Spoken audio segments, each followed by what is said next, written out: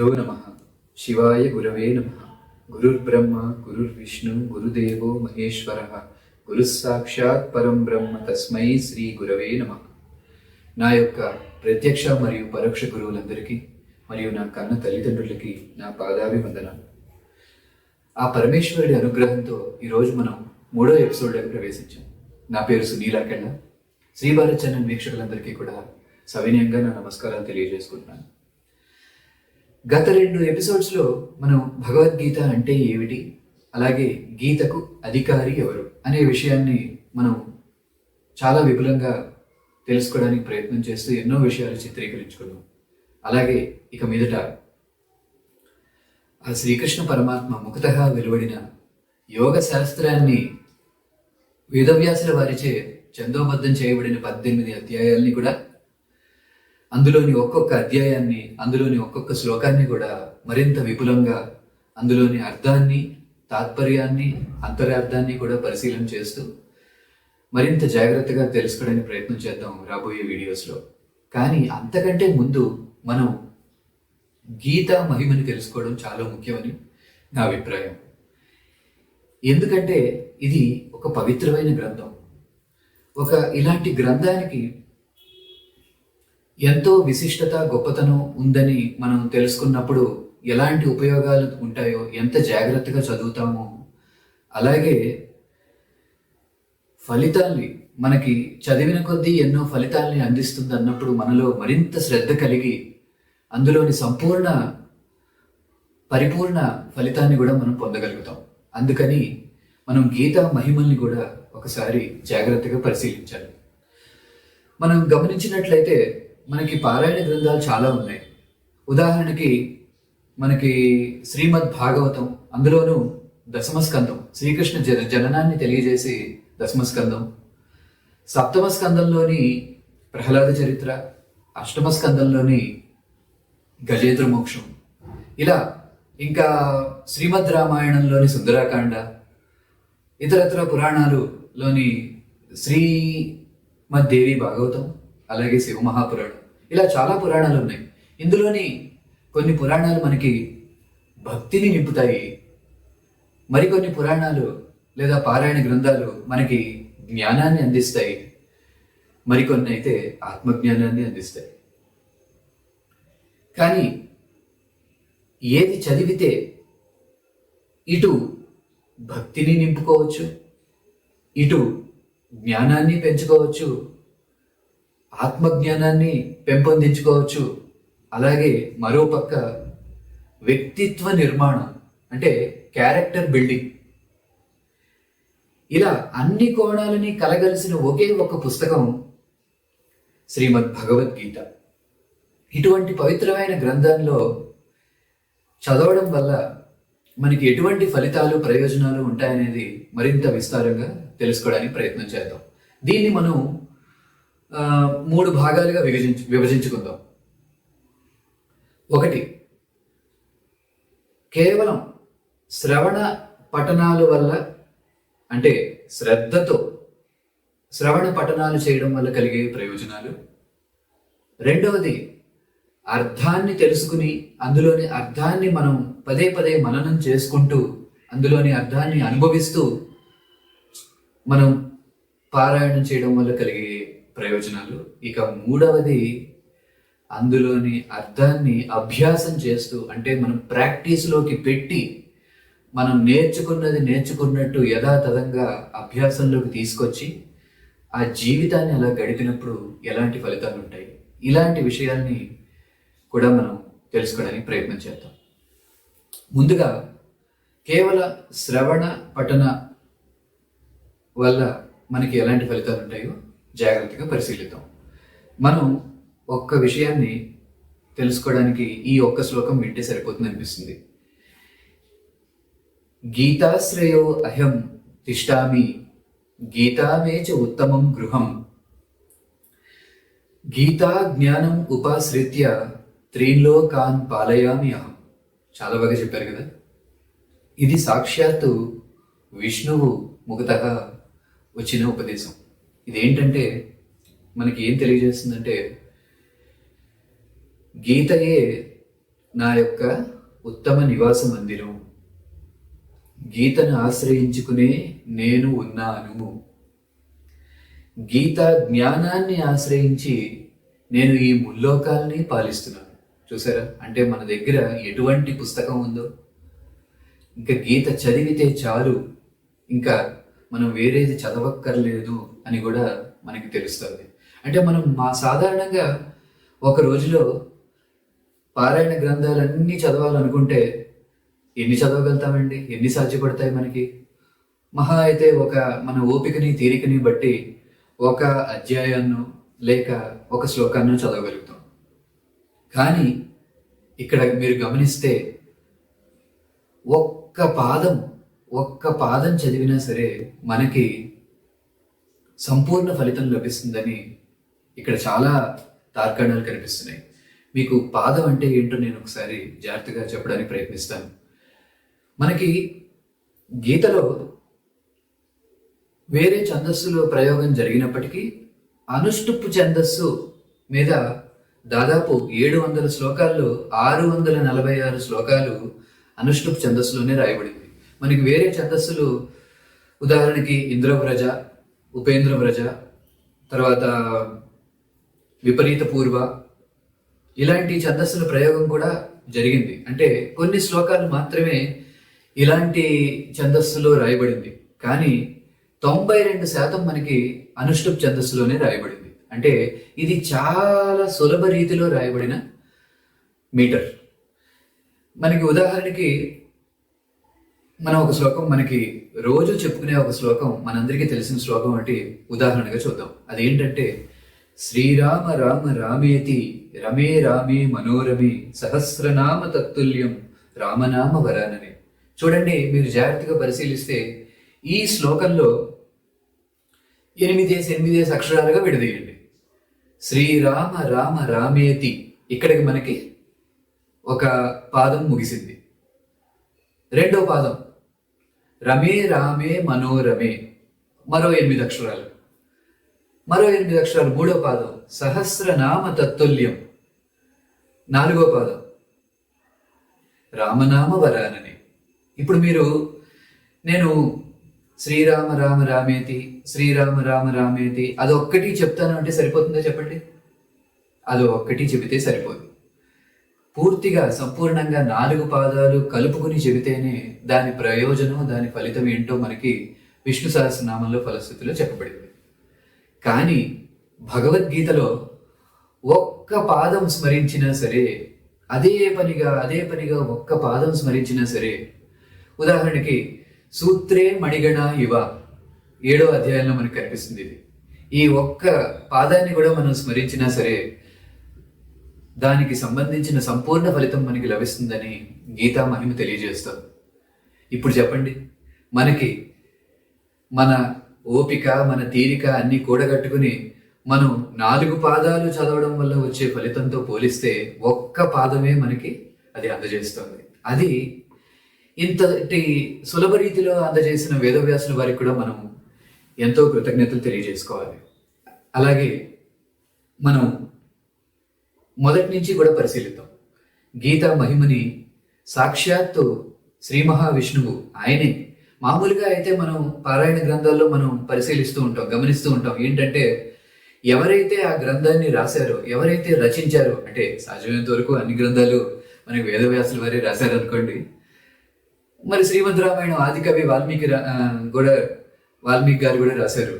అయితే సాధారణంగా మనకి ఫలశ్రుతి ఇచ్చేటప్పుడు ఎవరైతే రచించారో వారు చెబుతారు ఇది చదవడం వల్ల మనకి ఈ ఫలితం లభిస్తుంది అని. కానీ ఇక్కడ సాక్షాత్ మనకి వరాహ పురాణంలోంచి వెలికి తీయబడిన శ్రీ మహావిష్ణువు సాక్షాత్ ఆయనే కొన్ని అంశాలు తెలియజేశారు. గీతా మహిమ ఎటువంటిది అని, అదేంటో మనం జాగ్రత్తగా ఒకసారి పరిశీలిద్దాం.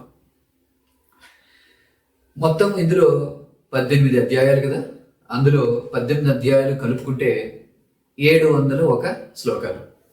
ఓకే, ఈ 18 అధ్యాయాలు కూడా నిరంతరం నిశ్చల చిత్తుడై ఎవడైతే పఠిస్తూ ఉంటాడో, పారాయణం చేస్తూ ఉంటాడో వాడికి ఆత్మజ్ఞానం పొంది చివరికి మోక్షాన్ని కూడా పొందుతాడు.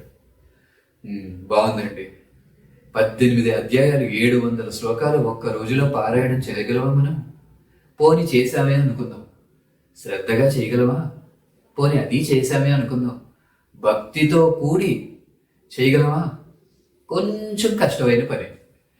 సరే, మీకోసం మరింత వెసులుబాటు. ఎవరు? ఆ పరమాత్మే స్వయంగా. 18 అధ్యాయాలు ఒకవేళ నీ వల్ల చదవడం అవ్వకపోతే అందులోని సగం 9 అధ్యాయాలు చదవడం వల్ల ఇదే నిశ్చల చిత్తుడై నిరంతరం పారాయణం, ప్రతి నిత్యము పారాయణం చేయగలిగితే, ఇది మీరు అండర్లైన్ చేసుకోండి. నేను చెప్పే వాటన్నిటికీ కూడా నిశ్చల చిత్తుడై నిరంతరం ప్రతినిత్యము పారాయణం చేయాలి. అయితే 9 అధ్యాయాలు గనక మనం చేయగలిగితే మనకి గంగా స్నాన ఫలితం లభిస్తుందట. గంగా స్నానం ఎంత పవిత్రమైనది చెప్పండి. మనం కాశీ వెళ్ళాలి అనుకుంటూ ఉంటాం. అది అందరికీ సాధ్యం కాదు. ఎక్కడో ఎవరికో ఆ అవకాశం లభిస్తూ ఉంటుంది. పరమేశ్వరుడి అనుగ్రహం, ఆ కాళభైరవుడి అనుగ్రహం వల్ల మనం కాశీలోకి అడుగు పెట్టగలుగుతాం. అంతటి పవిత్రమైన కాశీ, ఆ పరమేశ్వరుడికి ఎంతో ప్రీతిపాత్రమైన ఆ కాశీలో గంగా నది స్నానం అనేది మీకు సర్వపాప నివారిణి లాంటిది. మరి అది మీకు ఇంటిలో కూర్చునే 9 అధ్యాయాలు నిరంతరం అధ్యయనం చేయడం వల్ల, పారాయణం చేయడం వల్ల మీకు అది లభిస్తుంది అని సాక్షాత్ శ్రీ మహావిష్ణువు చెప్తున్నారు. మళ్ళీ ఎవరో చెప్పింది కాదు, ఇది వరాహ పురాణంలో ఇది తెలియజేయబడింది. సరే, 9 అధ్యాయాలు కూడా నా వల్ల కాదంటారేమో. నేనైతే 9 అధ్యాయాలు కూడా చదవలేనండి. అలాగే సరే, 9 కాదు కాబట్టి అందులోని సగం, పోనీ 6 అధ్యాయాలు కనుక చదవగలిగితే, అంటే త్రిభాగం అన్నారు, అంటే 6 3 18. ఈ షడంశం ఎలాగో పోయింది, మనకి త్రిభాగంలోకి వెళ్దాం. 6 అధ్యాయాలు కనుక చదవగలిగితే సోమయాగ ఫలితం లభిస్తుంది అన్నారు. ఈ సోమయాగం అనేది చాలా చాలా కఠినమైన, ఉన్న యజ్ఞాలలో ఎంతో కఠినమైన యజ్ఞాలలో ఈ సోమయాగం కూడా ఒకటి. దీనికి ఎన్నో వస్తువులు, ఎంతో నిష్ఠ, ఎంతో మంది ఋత్విక్కులు కావాల్సి వస్తుంది. అలాగే సోమ వృక్ష రసం కావాలి దీనికి. ఇది అంత ఈజీగా మనకి లభించేది కాదు. సోమలత వృక్షం అంటారు. ఈ సోమయజ్ఞాన్ని చేయడం అనేది అంత సులభం కాదు. కానీ మీరు 6 అధ్యాయాలు గనక నిశ్చల చిత్తుడే నిరంతరం అధ్యయనం చేయగలిగితే మీకు ఆ ఫలితం లభించినట్టే అని శ్రీ మహావిష్ణువు చెప్తున్నారు. అబ్బే, 6 అధ్యాయాలు కూడా నా వల్ల కాదండి. మరింత కిందకు దిగి, ఆయనే మరింత కిందకు దిగి, పోనీ అందులోని 3 అధ్యాయాలు, పోనీ 1 అధ్యాయం చదవగలరా అని అడుగుతున్నారు ఆయన.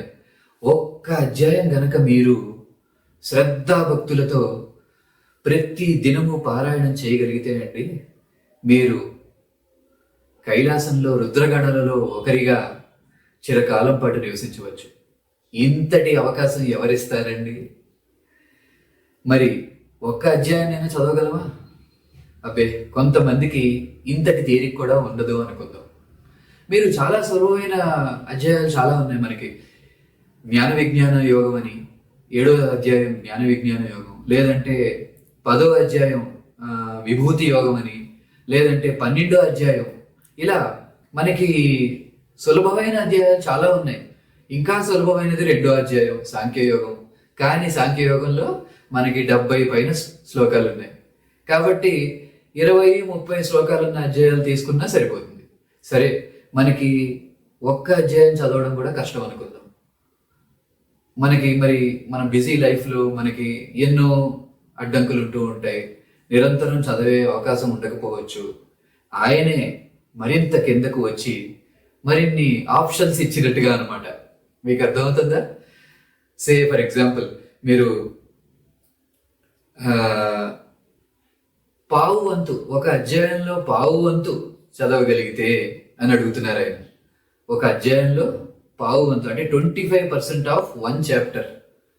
లేదు అంటే 10 శ్లోకాలు, 7 శ్లోకాలు, 4 శ్లోకాలు, 3, 2, 1 లేదా అర్ధ శ్లోకం లేదా ఒక్క పాదం. ఇంకెంతకు మించి ఎవరు చెప్పలేరండి. ఆ ఒక్క పాదం చదవగలిగిన నిరంతరం, నేను మీకు ఇందాక చెప్పాను కదా, సూత్రే మణిగణ ఇవ అనుకుంటూ ఉండండి. ఒక్క పాదం చదవగలిగిన అట్టి వాడికి చంద్రలోకంలో 10,000 సంవత్సరాల పాటు సుఖంగా జీవించేంత పుణ్యం లభిస్తుందిట. అలాగే మీరు పావు వంతు అధ్యాయం చదవగలిగిన మీకు ఒక మన్వంతర కాలం పాటు ఎన్నో ఉత్తమ జన్మలు లభిస్తాయని తెలియజేస్తున్నారు ఆ శ్రీ మహావిష్ణువు. మీరు ఇక్కడ జాగ్రత్తగా గమనించాలి. ఒక మన్వంతర కాలం అంటే మనకి తెలిసిన దాని లెక్కల ప్రకారం మనకి 4 యుగాలు ఉంటాయి. ఈ కృతయుగం లేదా సత్యయుగం, త్రేతాయుగం, ద్వాపర యుగం, కలియుగం. అంటే మనం ఈ దివ్య సంవత్సరాలు లేదంటే సోలార్ ఇయర్స్ అంటాం, డివైన్ ఇయర్స్, సోలార్ ఇయర్స్, ఇలా మనం విడదీసుకుంటే ఈ 4 యుగాలు కలిపి 4,32,000 సంవత్సరాలు కాదు, 43,20,000 సంవత్సరాలండి. ఈ 4 యుగాలు కలిపి దాదాపుగా 43,20,000 సంవత్సరాలు. ఇది ఒక మహాయుగం. ఇటువంటి మహాయుగాలు మనకి 71 గడిస్తే ఒక మన్వంతరం. మనం సంకల్పంలో చూస్తూ ఉంటాం, వైవస్వత మన్వంతరే అని చదువుకుంటూ ఉంటాం. అంటే ఇప్పుడు మనం లెక్క ప్రకారం 7వ మన్వంతరంలో ఉన్నట్టు. ఇటువంటివి 14 మన్వంతరాలు గడిస్తే ఒక కల్పం. కల్పం అంటే మళ్ళీ ఆ బ్రహ్మదేవుడికి పొద్దున్నప్పుడు ఒక కల్పం, రాత్రిలోప్పుడు ఒక కల్పం, ఇలా 360 కల్పాలు. ఇక మన ఆలోచన దాటేస్తుంది లెక్క వేయడానికి. ఇలా ఆయనకి 100 సంవత్సరాల వయసు ఉంటుంది. ఆ తర్వాత బ్రహ్మదేవుడైనా మారిపోవాల్సిందే, ఆ స్థానంలోకి మరో బ్రహ్మదేవుడు రావాల్సిందే. అయితే ఇలా ఒక మన్వంతర కాలం పాటు ఉత్తమ మానవ జన్మలు అంటే ఉత్కృష్టమైన మానవ జన్మలు లభిస్తాయట. పావు వంతు, ఒక అధ్యాయంలో పావు వంతు చదవగలిగిన. ఇలా మనం శ్రవణ పఠన అధ్యయనాలు చేయడం వల్ల ఎలాంటి ఫలితాలు కలుగుతాయో చూసుకున్నాం. అలాగే అర్థాన్ని తెలుసుకుంటూ మనం అధ్యయనం చేస్తే ఎటువంటి ప్రయోజనాలు ఉంటాయి, అది మనకి శ్రీ మహావిష్ణువు ఎలా తెలియజేస్తున్నారంటే, ఒకవేళ ఎవడైతే అర్థాన్ని తెలుసుకుంటూ అధ్యయనాన్ని చేస్తాడో, పారాయణం చేస్తాడో, అట్టివాడు అంటే అట్టి మనిషి సాక్షాత్ నా దగ్గరే ఎంతో కాలం నివసిస్తూ నా చేత పొగడబడుతూ ఆనందంగా గడుపుతాడు అని తెలియజేశారు. అంటే ఇది ఎంత బాగుంది చెప్పండి మనకి వినడానికి. సరే, ఇది కూడా బాగుంది.